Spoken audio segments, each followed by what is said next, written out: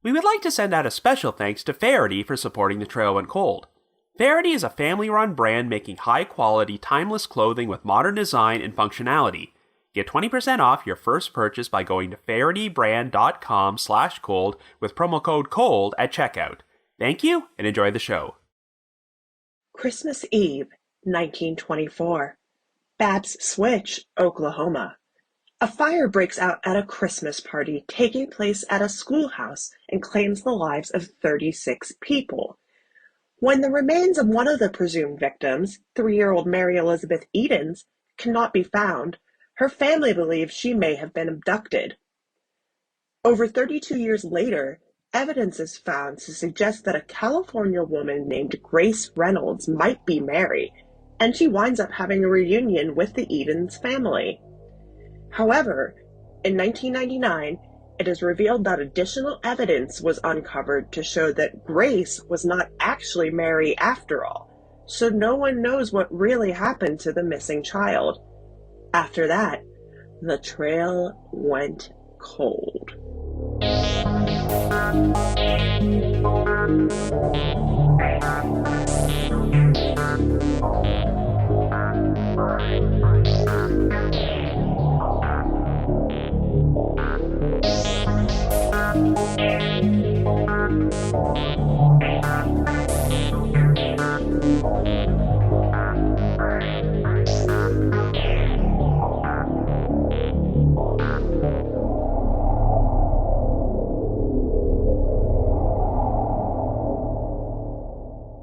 Hello everyone, and welcome to our latest episode of The Trail Went Cold. I'm your host, Robin Warder, and for our final episode before the holidays, we're going to be covering an obscure but very unusual Christmas Eve mystery which took place nearly a century ago, the 1924 disappearance of 3-year-old Mary Elizabeth Edens. That voice you just heard narrating our intro was Katie Stanko, the most recent winner of our Trail Went Cold listener voiceover contest, so thank you very much, Katie. This is a contest which we've been carrying on for over 4 years now, and if you would like to enter and haven't already done so, I will be providing instructions near the end of this episode. Anyway, last month, I was searching for some holiday-themed mysteries to feature throughout the month of December, and came across a post at the Unresolved Mysteries subreddit written by a poster named Boots Callahan, which captured my attention and introduced me to a case I had never heard of before. This story could almost be described as a cross between a pair of older missing persons cases which I've previously covered on The Trail Went Cold, the 1945 disappearance of the Sodder children and the 1947 disappearance of Joan Gay Croft. As you might recall, the Sodder children were 5 siblings who all disappeared when their family's house burned down in West Virginia on Christmas Eve, and Joan Gay Croft was a 4-year-old girl who vanished shortly after her hometown of Woodward, Oklahoma was hit with a devastating F5 tornado, as Joan was taken out of a hospital basement by a pair of unidentified men and never seen again. The backdrop for this particular case is a horribly tragic fire which occurred at a party in a one-room schoolhouse in Babbs Switch, Oklahoma on Christmas Eve in 1924 and took the lives of 36 people, many of whom were children. But there was some ambiguity about the fate of Mary Elizabeth Edens, as her aunt was certain that she managed to get her out of the schoolhouse before it burned down and handed her off to someone else. Since there was no conclusive evidence that Mary died that night, her family suspected that she may have been the victim of an abduction, and sure enough, 3 decades later, they would reunite with a woman named Grace Reynolds, who managed to convince everyone that she was the now grown-up Mary and had been raised under a false identity. But by the end of the 20th century, evidence came out to show that Grace Reynolds was not who she appeared to be, so the case pretty much did a complete 360 and went from unsolved to solved back to unsolved all over again. So on this episode, we're going to try and figure out what actually happened to the real Mary Elizabeth Edens. Did she die in the fire after all? Or could someone else have taken advantage of the tragedy in order to abduct her? Anyway, before we get started, just a quick reminder that The Trail Went Cold is a weekly podcast, which is currently available for download on several platforms, including iTunes, Stitcher, Google Podcasts, and Spotify. So if you like this podcast, be sure to subscribe to it, and please leave us a rating or review on any of those sites to help spread the word and garner us more exposure. The Trail Went Cold is on Patreon, so if you would like to learn how to support the show, please visit our page at patreon.com/thetrailwentcold. For as little as $1 a month, you can garner access to exclusive rewards, which may include stickers and thank you cards, early access to episodes, and bonus content. So with all that out of the way, let us now delve into the decades-long saga of Mary Elizabeth Edens.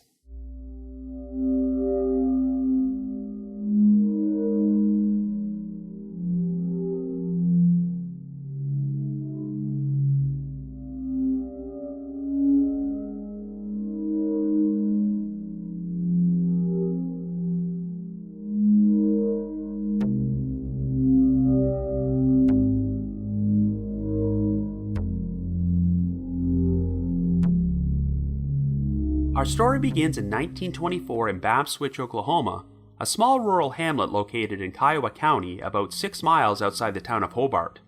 Our central figure is 3-year-old Mary Elizabeth Edens, who lives on a farm with her parents, Louis and Ethel Edens, as well as her 18-month infant sister, Etta. On Christmas Eve of that year, a night in which there was heavy snow and sub-zero temperatures, around 200 people attended a Christmas party at a local one-room schoolhouse. Louis and Ethel brought Mary to the party, though their youngest child Etta was left at home to be watched by an uncle.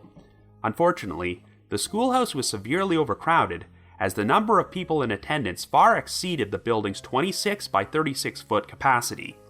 The party had a Christmas tree decorated with lighted candles and had presents hanging from the branches, which was a major fire hazard, and tragedy would occur sometime after 8:30 p.m. Dow Bolding, a 16-year-old student dressed as Santa Claus, reached in between the tree's branches to remove presents to give to the children, but this caused a couple of the lighted candles to fall over, and they immediately ignited some paper decorations, tinsel, dry needles, and stage curtains. While Dow and some other partygoers attempted to smother the fire, they accidentally knocked the tree over and caused the flames to spread.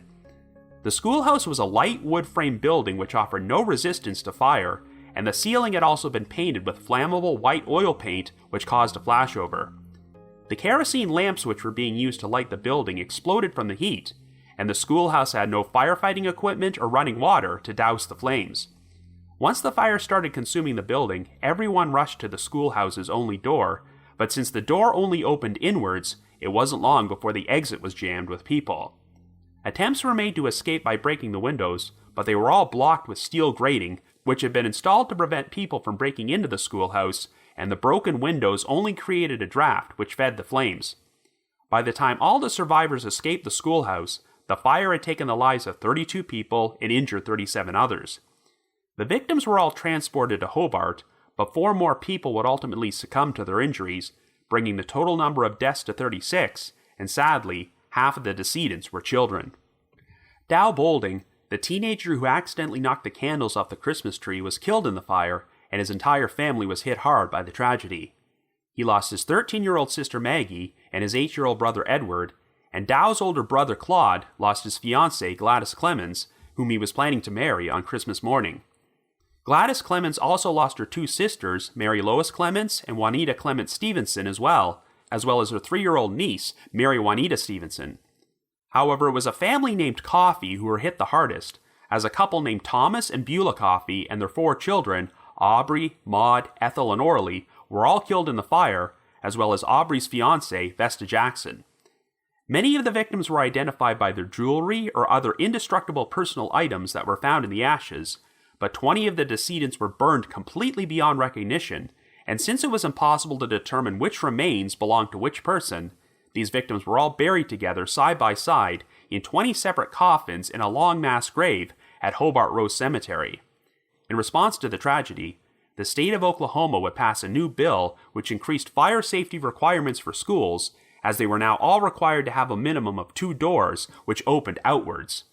The usage of steel grating on windows and the placing of lit candles on trees would now be prohibited in public buildings, and since the Babbs Switch fire received nationwide publicity, schools and public buildings from all over the country would follow Oklahoma's lead and implement stricter fire codes. The year after the fire, a new schoolhouse was built in Babbs Switch at the original site, but it closed down for good in 1943. Today, the location is a memorial site with a stone monument featuring the names of all 36 of the victims. However, one name, Mary Elizabeth Edens, is absent from the monument, as she was officially classified as missing rather than deceased. After the fire ended, no one could find any trace of Mary at the scene, and she had last been seen sitting on the lamp of her aunt, Alice Noah.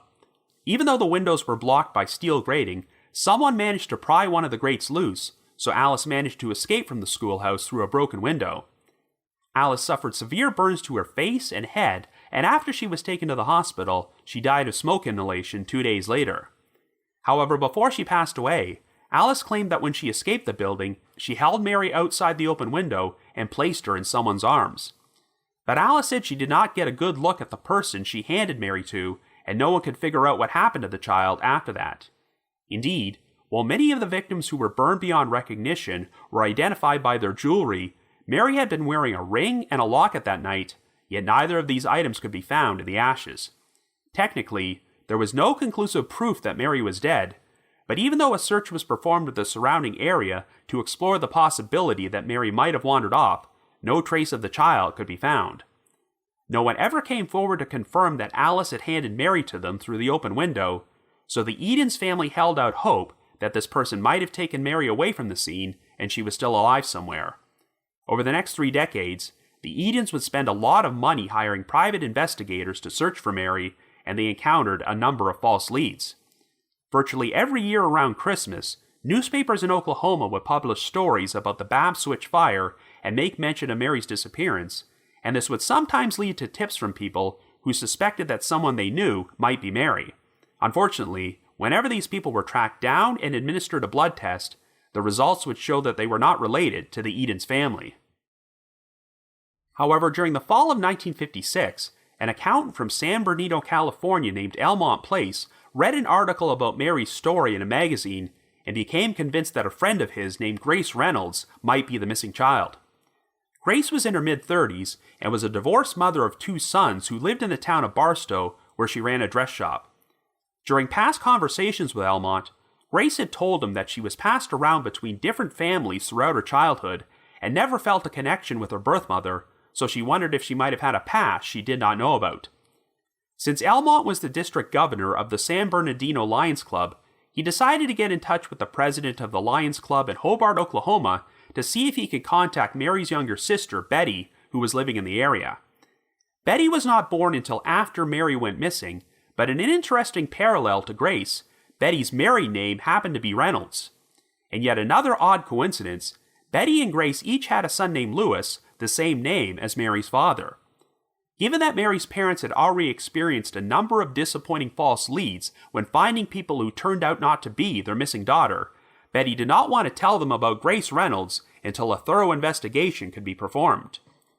Betty and her other sister, Etta, compared photographs of Mary to existing pictures of Grace as a child and thought there was a striking resemblance. In fact, Grace even had one photo of herself which had the name Mary inexplicably written on it, and she recalled that her foster parents had once attempted to take it away from her. Grace also had a small scar on the arch of her right foot, which matched a scar Mary once received on the same foot when she fell from a bed. There were other unique similarities, as a woman who knew Grace as a child said she had been very fond of bacon rinds, and one of Mary's aunts recalled an incident where she snatched bacon rinds from Mary's hand and told them they were bad for her. But most importantly, when a blood test was performed on Grace, it showed that she had the same blood type as the rest of the Edens family. Betty and Etta became convinced that Grace was their missing sister and informed their parents that Mary had been found alive. On February the 9th, 1957, Grace traveled to Oklahoma and had an official reunion with Lewis and Ethel Edens, who had not seen their daughter in over 32 years. The story wound up garnering nationwide publicity, and following the reunion, Grace, Lewis, and Ethel were all booked as guests on the popular television show Art Linkletter's House Party. Grace claimed to have no memory of the Babbs Switch fire or living with the Edens, but recalled being raised by a woman who was supposedly her mother. However, Grace remembered pushing her away whenever she showed signs of affection, and she said she always had this feeling deep down inside that this woman was not a real mother. When Grace was about 6 or 7, her mother got married to another man, and after that, Grace seemed to live a nomadic lifestyle in which she was passed around through a series of homes in Arkansas and Kansas, though she would periodically be returned to the care of her mother and her stepfather.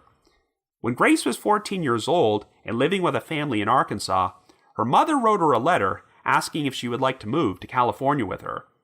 Grace agreed to make the trip and started school in Los Angeles, but it wasn't long before she drifted apart from her mother and was forced to drop out. According to Grace, she moved in with a Jewish family in North Hollywood and was forced to work for them in exchange for room and board and $15 per month. But Grace eventually moved to San Diego and wound up in the care of a woman named May LaFore, who legally adopted her. Over the years, Grace said that May had attempted to help her find information about her background, but it was not until she was put in touch with the Edens family when she learned her true identity. Shortly before Christmas of 1957, Grace decided to sell her dress shop in Barstow and move with her 2 sons to Oklahoma, where she would live with various members of the Edens family. Over the next few decades, Grace ran some restaurants in Idaho and Yellowstone Park, and eventually got remarried before she settled in Colorado.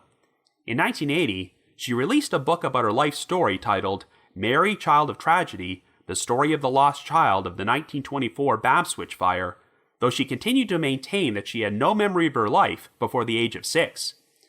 Louis Edens died 2 years before the book was released, and Ethel Edens would pass away in 1984. It seemed like the saga of Mary Elizabeth Edens had reached a conclusive ending until a shocking revelation took place in 1999. On Christmas Eve of that year, which happened to be the 75th anniversary of the Babbs Switch Fire, Jay Greeland, a journalist with the Daily Oklahoman newspaper, published an extensive article about the tragedy, which began with this line, quote, "For nearly half a century, the owners of the town's newspaper have known the truth about Louis Edens' missing daughter and never reported it," end quote. The article featured comments from Joe Hancock, the owner of the Hobart Democrat Chief newspaper, who had just revealed a shocking secret in his own paper the previous day. In 1957, Joe's father, Ransom Hancock, owned the Democrat Chief, and shortly after Grace Reynolds reunited with the Edens family, Ransom received evidence that she was not Mary Elizabeth Edens. On February the 19th of that year, only 10 days after the reunion, Mel Bennett, a writer from the Stockton, California-based newspaper The Record, sent a telegram to the Hobart Democrat Chief expressing his belief that Grace Reynolds was an imposter. The Record had recently been contacted by a woman named Dorothy Link, who saw an Associated Press photograph of Grace in the newspaper and recognized her as her own sister.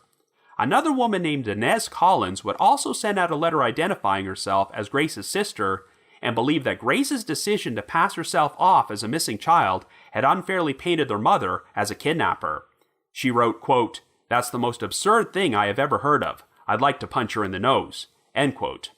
Mel Bennett wound up working alongside a Democrat chief reporter named Eugene Kuhn to perform a new investigation into Grace's background, and within 3 months, a notarized statement would be obtained from a woman named Goldie Moore, who claimed that Grace was her daughter and had been born on July the 11th, 1923 in Woodruff County, Arkansas, on a farm belonging to Grace's aunt.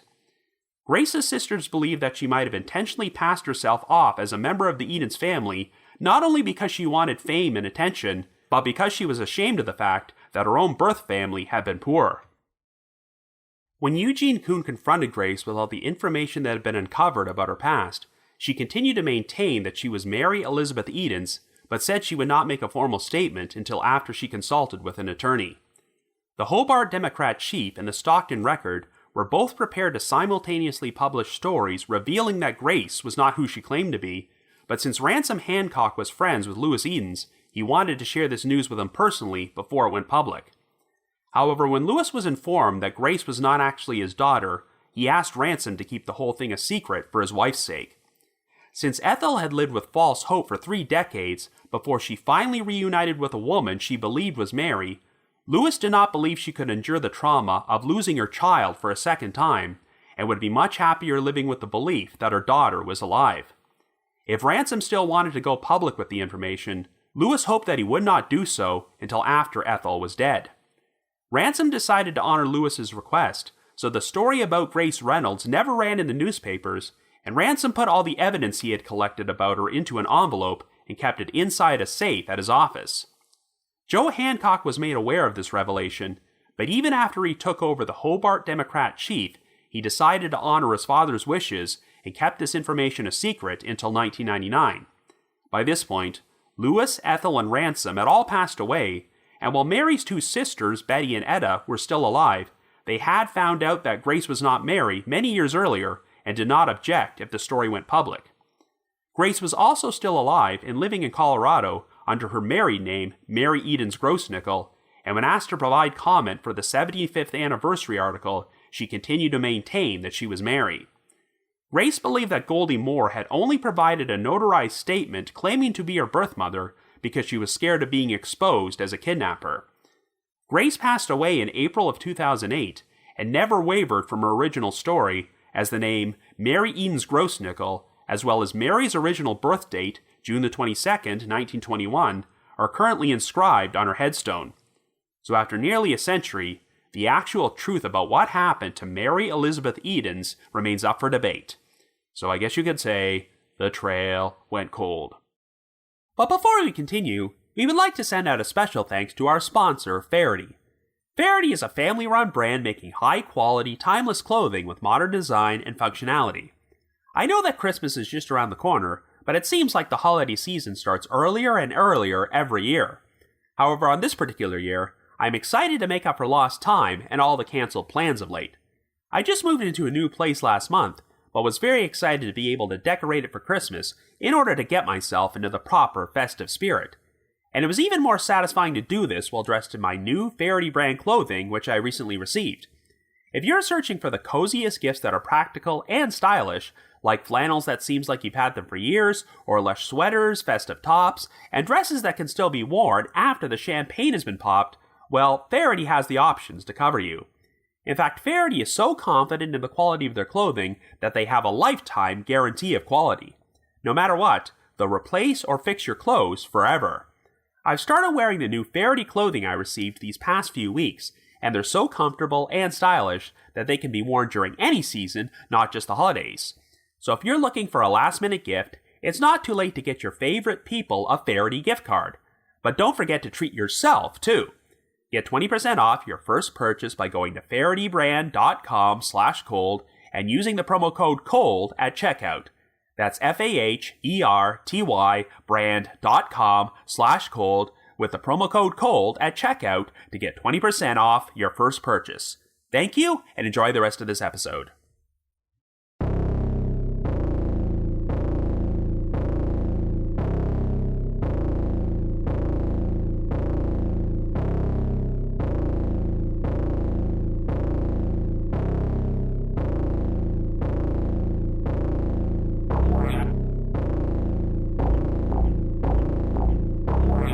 Well, other than the disappearance of Ambrose Small, this is the second oldest case I've ever covered on The Trail Went Cold, but I love delving into older mysteries like this because I'm interested in examining how much different the world was during these time periods. The Babbs Switch fire is still considered to be one of the biggest tragedies in the history of Oklahoma, but it was also something of a game changer since it led to a major overhaul in regards to fire safety regulations throughout the United States.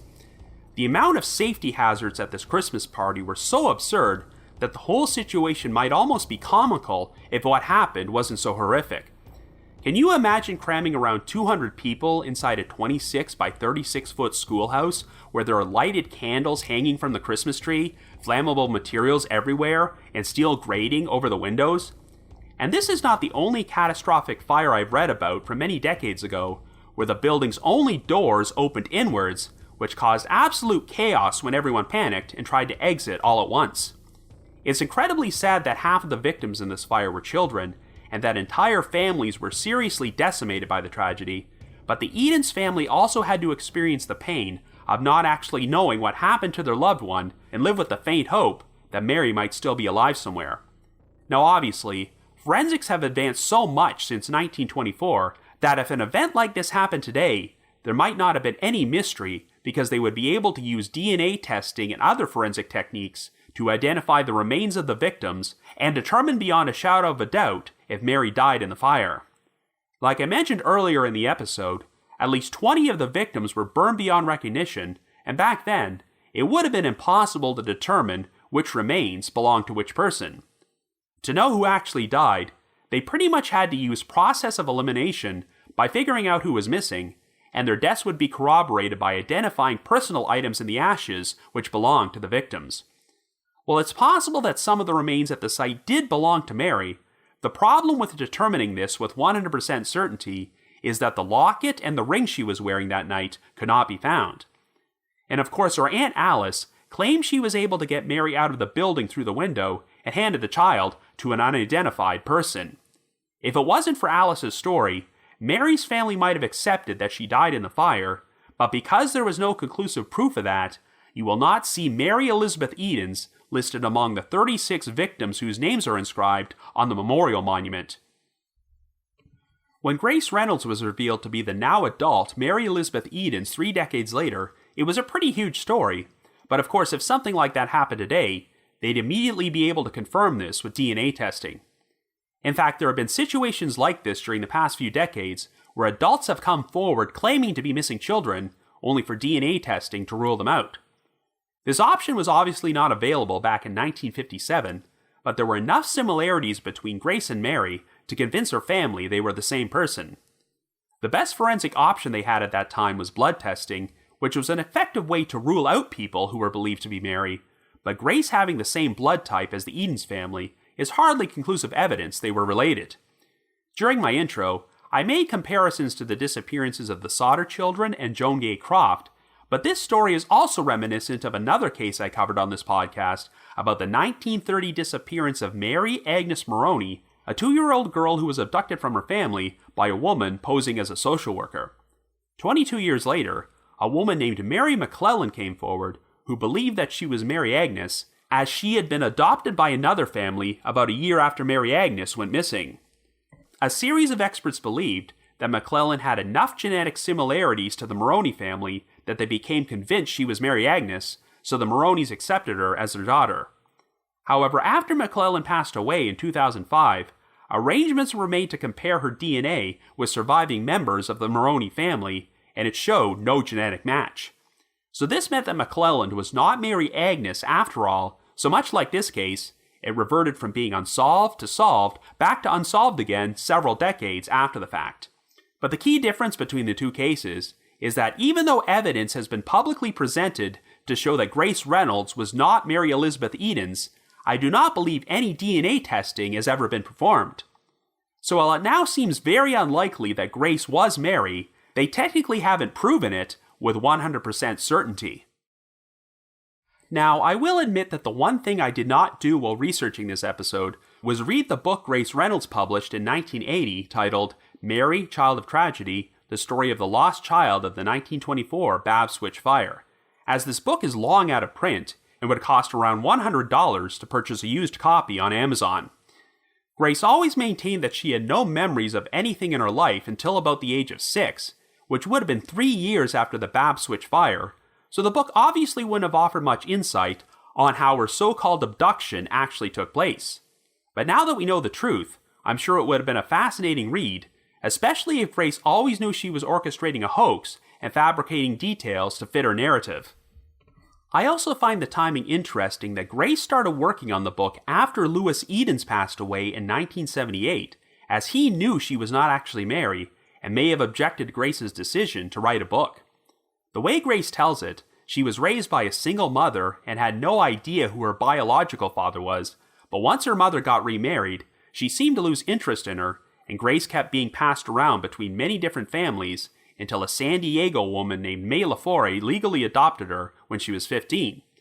That part of the story does check out, as we know that May LaForre did exist, as newspaper reporting from 1957 states that May reached out to Grace after she discovered she was Mary Elizabeth Edens. Before she was adopted by May, it sounds like Grace did not have the easiest childhood, as she claimed that many of the people she lived with practically treated her as a slave who had to work for her room and board. The official backstory about Grace, which was uncovered by reporters following her reunion with the Edens family, is that her real biological mother was an Arkansas woman named Goldie Moore, and that she was actually 2 years younger than Mary. The people who originally blew the whistle on Grace's background were her 2 biological sisters, Dorothy and Inez, and it sounds like there was some major friction within this family, as Grace's ex-husband had actually been married to Dorothy before he left her to hook up with Grace. While the details of Grace's background are still murky after all these years, I am inclined to agree with the theory that Grace decided to go along with the facade of being Mary Elizabeth Edens because she was ashamed of her roots and might have wanted to attach herself to a less dysfunctional family. Even after this information was made public in 1999, Grace continued to maintain that she was Mary Elizabeth Edens, but it will always be up for debate about whether she legitimately believed this or if she decided to take advantage of the situation because she enjoyed the attention. Remember, it technically wasn't Grace who got herself involved in this story, as this only came about after a friend of hers read about Mary's disappearance and became convinced that Grace was her. It sounds like Grace was never on the best terms with her biological family and was ashamed of the fact that she was born out of wedlock to a single woman who was poor. While the Edens were not wealthy, it still sounds like they were a class above Grace's birth family, so even if she knew the truth about her background and was aware that she was not related to the Edens, Grace may have still elected to go along with the whole narrative once people started believing she was Mary. After all, Grace was the subject of front-page headlines in newspapers all across the United States, and she even got to appear on television, so perhaps she felt this was an opportunity to cut ties with her original roots and make a fresh start, which is why she went along with it. To be fair, it was not Grace who made the decision to come forward, as it was her friend Elmont Place who read a newspaper article about the story and set these events in motion, but Grace may have been more than happy to take advantage of the situation. To me, one of the most remarkable aspects of this whole saga is the restraint shown by Ransom Hancock, the owner of the Hobart Democrat Chief. He received evidence that Grace Reynolds was not Mary Elizabeth Edens, and if he had decided to publish this information, it would have been a pretty huge scoop, since Grace's reunion with the Edens family was a national news story during this time period. However, when Louis Edens asked Ransom not to publish the story because he felt the revelation would be too traumatic for his wife to handle, Ransom respected his wishes and stayed true to his word by taking the secret to his grave. Even though Ransom's son, Joe Hancock, also learned this information at the time and eventually took over the newspaper, he elected not to go public about it for another 4 decades after Louis and Ethel Edens had passed away, and Mary's 2 surviving sisters gave him his blessing. Joe stated that his father's decision to stay silent reflected a humanity that's been lost in modern journalism, and that statement is more true than ever today. If a discovery like this had been made in the era of social media and the 24-hour news cycle, there's no way they would have been able to keep a lid on the secret, and Ethel may have wound up discovering that Grace Reynolds was not her daughter on Twitter. But of course, with today's technology, the story never even would have gotten this far, since DNA testing would have immediately ruled out Grace as being Mary. Even though Louis had noble intentions, by allowing his wife to live with the belief that Mary was still alive, I can only imagine how awkward it must have been for him to live the rest of his life knowing that the woman passing herself off as his daughter was an imposter. It sounds like Mary's 2 sisters, Betty and Etta, both found out the truth sometime during the 1970s, and I get the impression they never had the best relationship with Grace, who would later accuse Betty of being jealous of all the attention she received when she returned to Oklahoma. Apparently, Louis and Ethel did take a trip to California at one point to meet Grace's birth mother and biological sisters, so I wonder if Ethel did find out the truth before she died. During the Daily Oklahoman article from 1999, Etta mentioned that Grace's son Lee, who was just an infant at the time she made contact with the Edens family, still kept in touch with her over the years and called her Aunt Etta, and she still wanted to maintain a relationship with him, even though Lee was technically not her nephew. But Etta said she never had these illusions about Grace, stating, quote, "I am not saying she is an imposter, but I am saying she is not my sister," end quote. Indeed, since Grace wound up being buried under the name Mary Edens Grossnickel, she never stopped maintaining the illusion that this was her true identity. So obviously, if Grace was an imposter, this opens up the question about what actually happened to the real Mary Elizabeth Edens. While I keep making comparisons to the disappearance of Joan Gay Croft, because both these cases involved young children going missing in Oklahoma during terrible disasters which took the lives of several people. However, the key difference is that Joan Gay went missing after the tornado ended, so we know she did not actually perish in the storm, but Mary seemed to disappear while the schoolhouse fire was still raging on. All we know is that Mary was sitting in her Aunt Alice's lap at the time the fire started, and Alice claimed that she managed to break a window and hand Mary to someone standing outside before she climbed out of the building herself, but no one can account for Mary's whereabouts after this. If Alice was telling the truth and Mary managed to escape the building, then this makes it less likely that she perished in the fire. But the problem is that Alice shared this story while recovering from serious burns in the hospital before she died 2 days later. Given the amount of trauma and pain Alice must have been experiencing at the time, how reliable was her version of events? She probably wasn't very lucid when she told the story, so could she have misremembered the whole thing? To make another comparison to the Sodder children disappearance, one of the more controversial details of that case is the changing story from John Sodder, one of the surviving siblings who managed to escape the house before it burned down. The 5 children who disappeared were all sleeping in a bedroom in the attic that night, and during his initial police interviews, John claimed that he went into the attic to alert his siblings about the fire before he ran out of the house. However, John later changed his story and claimed that he only called out to his siblings in the attic, but never actually saw them before he left. One theory which has been presented about this discrepancy is that John had survivor's guilt and wished he had done more to save his siblings instead of leaving them behind, which is why he revised that one detail and would no longer acknowledge seeing them in the attic. So perhaps Alice shared a story about helping Mary to safety by handing her to someone out the window, when in actuality, she had no real idea what happened to Mary and was struggling with guilty thoughts about having possibly left her niece behind to die in the fire. If Alice had managed to survive, it would have been interesting to see if she stuck to her original story or wound up changing details, but given the state she was in, it's difficult to know how reliable her account is. While the Sodder family always held out hope that their missing children were kidnapped, I personally believe that they most likely died in the fire that night, as it seems very unlikely that someone could have snuck into the house in the middle of the night and managed to abduct 5 children from an attic without being detected.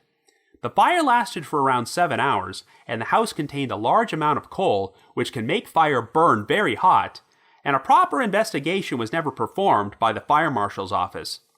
Since we're talking about 1945 forensics, it's easy to imagine that the children's remains were burned beyond recognition, and there was just no way to positively identify them.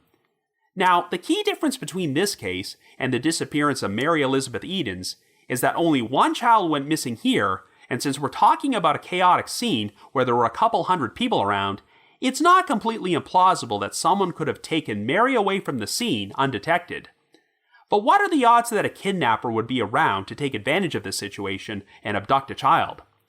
The kidnapping angle picked up some extra steam in the Sodder case because there were a lot of strange events which took place that night to suggest that the house fire was a deliberate act of arson. However, there's zero doubt that the Babbs Switch fire was nothing more than a tragic accident which could not have been predicted, and if Alice's story is accurate, she would have handed Mary out the window maybe a minute or two after the fire started. It would have been an incredibly rotten stroke of luck if Alice just happened to hand the child to someone who turned out to be a kidnapper. Another potential explanation which has been put forward is that Alice did manage to get Mary out of the schoolhouse, but she could have wandered away during the confusion and died of exposure, as Babbs Switch is a pretty rural location and it was a very cold night. But a search was performed of the area surrounding the schoolhouse and nothing was found. In the accounts I've read about this case, it's not really clear to me how long it took for Mary's family to notice she was missing. Even though he survived, Louis Edens actually suffered some pretty serious burns that night, as he heroically went out of his way to help other people out of the schoolhouse and was one of the last survivors to leave the building. Since Louis had to be rushed to the hospital, I guess it's possible that so much attention was focused on tending to him that Mary was overlooked for several minutes. One hopeful scenario that the Edens family held on to is that Mary was taken by an unknown person who did not do so maliciously. Perhaps this person found Mary wandering around at the site alone, and with all the chaos that was taking place, they were unable to return Mary to her parents. Assuming that her entire family might have been killed in the fire, this new guardian decided to raise Mary as her own child. This does seem like a long shot, but this was rural Oklahoma during the 1920s when information didn't travel as fast, so I guess someone could have taken Mary without ever finding out she was missing and that her family was looking for her. Since the schoolhouse was located fairly close to the highway, a lot of passers-by stopped there to offer their assistance when they saw the fire, so there was a lot of traffic that night. Could Mary have been taken by someone who did not even live in the area and subsequently drove her away from the scene? The scenario provided by Grace Reynolds is that she was raised by a woman who lived a nomadic lifestyle and moved around the country a lot, which is why she got the impression this woman wasn't a real mother and she might have been taken from a real family. If something like that did happen to Mary, and she was being raised by an abductor under a false identity, then I suppose this would explain why no one was able to track her down. Mary would have been a young enough age that she would have had no memory of her past life with the Edens. But once again, what are the odds that someone would come across a schoolhouse fire which killed 36 people, and their first instinct would be to abduct a 3-year-old girl, either to harm them or raise them as their own? All that being said, were it not for the surprise development with Grace Reynolds, I'm not sure this story would be looked upon as much of a mystery. When Joe Hancock revealed the truth about Grace in an editorial he published in the Hobart Democrat Chief in 1999, he concluded that in all probability, Mary did die in the fire that night. You have to remember that 20 of the victims have been burned so badly that they could not even properly separate their remains, which is why they were all buried side by side in a mass grave. The main reasons there were some question about whether any of these remains belonged to Mary is because the jewelry she wore that night was not found in the ashes, and Alice's story about getting her out of the building through the window. But I could see Mary's personal items being overlooked at the scene, and Alice's account not being accurate. Of course, since there's no hard evidence that Mary was killed, I will not completely discount the possibility that she could have been abducted by someone. It would ordinarily be hard to believe that a young child like Joan Gay Croft would be taken away from her family by strangers during the aftermath of an F5 tornado, but that's exactly what happened, so anything is possible. Perhaps the only way to conclusively solve this mystery would be to dig up the remains of the victims buried in the mass grave and use DNA testing to determine if any of them have a genetic match to Mary, but I can understand the reluctance to do this after all this time. Every survivor who was present at the Babbs Switch fire has since passed away, so we no longer have any first-hand accounts of what happened that Christmas Eve and figuring out the full truth about what happened. All we can do is honor and respect the memories of the 36 victims who lost their lives in this tragedy, and perhaps one day, Mary Elizabeth Edens will officially be recognized as victim number 37. But if by some chance you happen to have any information to suggest that Mary did not actually die in the fire that night, please contact the appropriate authorities. Anyway, another special thanks to Katie Stanko for narrating the opening of this episode. If you've already entered our listener voiceover contest before, you are automatically eligible for our next random drawing, so you don't have to do anything. But if you would like to enter and haven't done so yet, all you have to do is send me an email under the subject line Trail Went Cold Contest, naming the one unsolved cold case you would most like to see covered on this podcast. So once again, send me an email under the subject line Trail Went Cold Contest to robin.warder@icloud.com. That's robin.warder@icloud.com. Now the reminder that The Trail Went Cold is on Patreon, so please visit patreon.com/thetrailwentcold to learn how you can support our podcast and become eligible for some pretty neat rewards. I just released a bonus episode about a controversial unsolved mysteries case about a missing Marine named Kurt Borton, who was supposedly killed in action during the Vietnam War, but his family became convinced he survived and returned to the United States. I'm also going to be dropping the occasional exclusive bonus Patreon episode from my spin-off podcast, The Path Went Chilly, and we recently released an episode in which myself and my co-hosts, Jules and Ashley, discuss the unsolved 1971 disappearance of Lynn Schulze, whose case has been linked to recently convicted murderer Robert Durst. And for our patrons in Tier 3, I've also recorded another new audio commentary track, which can be played over a classic episode of Unsolved Mysteries. I'd also like to give a shout out to our most recent listeners who have signed up with us on Patreon this week, and they are Justin W. and Melter Skelter. Thank you all so much for your support. I'm also pleased to announce that The Trail Went Cold has been added to the lineup for Podcast Row at CrimeCon 2022, which is being held in Las Vegas from April the 29th until May the 1st. If you would like to purchase tickets, we already have our own personalized promo code to get a discount. So to receive a 10% discount off a standard badge, please visit crimecon.com and enter the promo code TRAIL. Once again, that's crimecon.com and the promo code is TRAIL. In addition, I wanted to provide another reminder that I hold live streaming sessions on a platform called Get Vocal. Every Thursday night from 7 until 8 p.m. Eastern Time, I host what is essentially an after show for each week's podcast episode, where I have an interactive discussion about the featured case from said episode and answer questions and address comments from listeners. I always include a link to these sessions in our show notes, so be sure to check there for more information or visit getvocal.com. That's GETVOKL.com. I just wanted to give another shout out to my supporters at the Unsolved Mysteries message board at the Sitcoms Online forum and the Unresolved Mysteries subreddit, which has an interesting discussion thread about today's featured case. I need to provide a big thanks to Miguel Foote, who edits and assembles this podcast together for me, and Vince Nitro, who composes the ear music you hear on every episode. If you haven't already, you can like us on Facebook, follow us on Twitter, or leave us a rating or review on Apple Podcasts, Stitcher, Google Podcasts, or Spotify.